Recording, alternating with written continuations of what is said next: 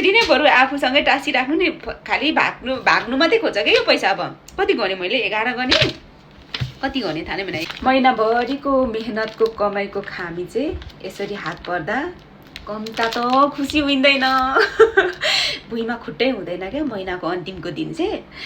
अनि झन् त्यो खामी यस्तो खोलेर यसरी हेर्दा त झन् त्यो के अरे बिहानै त्यो आँखा मुच्दै काममा गएको होइन, अनि गर्मी भएर उफ गर्दै गर्मी सहँदै काम गरेको सबै भुलिको हिँड्छ क्या।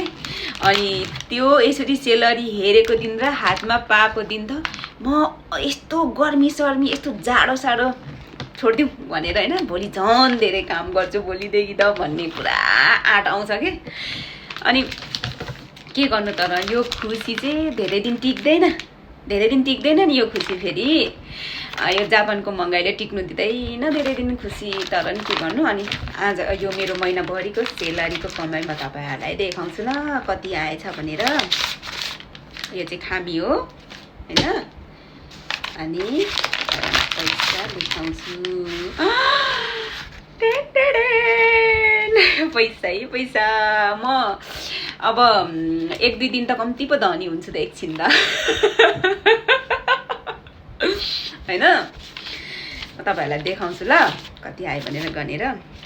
यो त यहाँ थाहा छ, यो चाहिँ जापानिज पैसा हो। जापानिज पैसा यो एउटा नोट चाहिँ 10,000 को है, एक होइन यो 1 2 ला हावा आइरहेछ हौ, 3 4 ला 5 6 7 8 फ्रेन्डले सबै पैसा उडाइदियो, 9 10 लुएर 11 1 2 3 4 5 6 7 8 9 10 11 रहेछ, 12 13 14 15 16 17 18 19 20 21 22 23 24 25 26 27 28 29 30 31 32 33 ओ यता ब्याङ्कबाट निकालेको 33 34 35 36 37